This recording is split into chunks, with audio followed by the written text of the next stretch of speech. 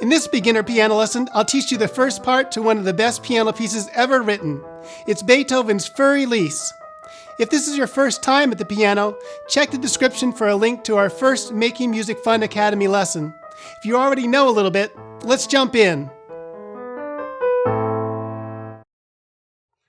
Let's try the opening phrase of Für Elise. Beginning with finger 5 on A, you'll play A, G sharp, A, G sharp, A, E, G, F, D, with right hand fingers 5, 4, 5, 4, 5, 2, 4, 3, 1. It sounds like this.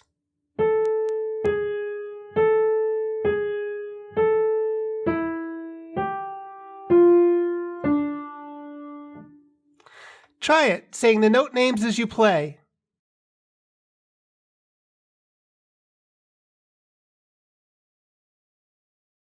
Great! The next part is only 4 notes long, but this time you'll be using both hands. You'll play bass clef notes F and A with left hand fingers 5 and 3, and treble clef notes D and E with right hand fingers 1 and 2. It's your turn. Awesome. Let's put the first 2 parts together. Combining both parts is pretty easy.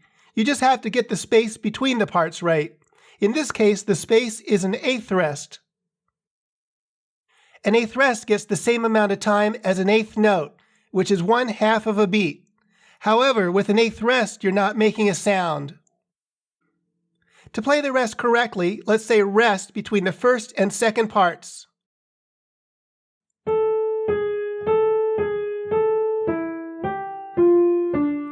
Rest. Give it a try.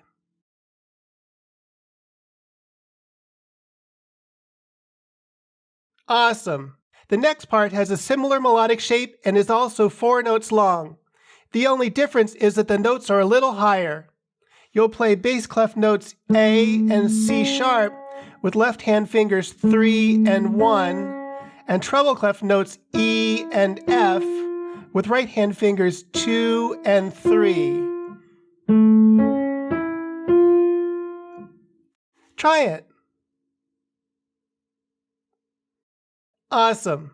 Now let's put the second and third parts together. An eighth rest also separates these 2 parts. In fact, every part in this piece is separated by an eighth rest. I'll show you what to do, and then you can try it. Rest. It's your turn.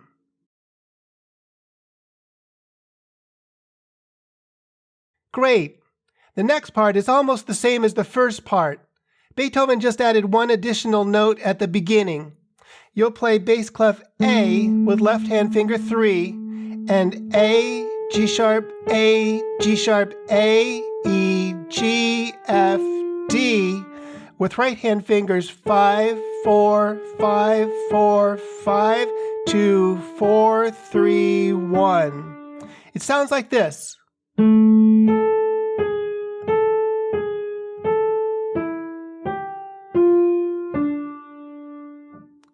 Go for it.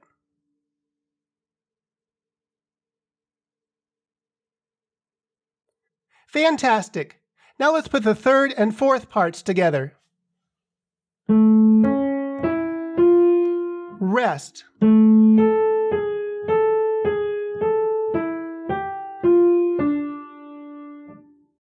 Try it.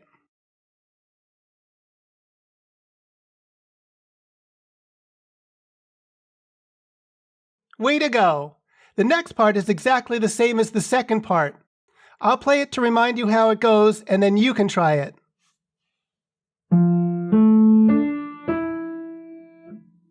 It's your turn. Terrific! We've already combined the last 2 parts, so let's jump to the last part of the piece. It's also 4 notes long and ends on a note that makes the piece sound finished.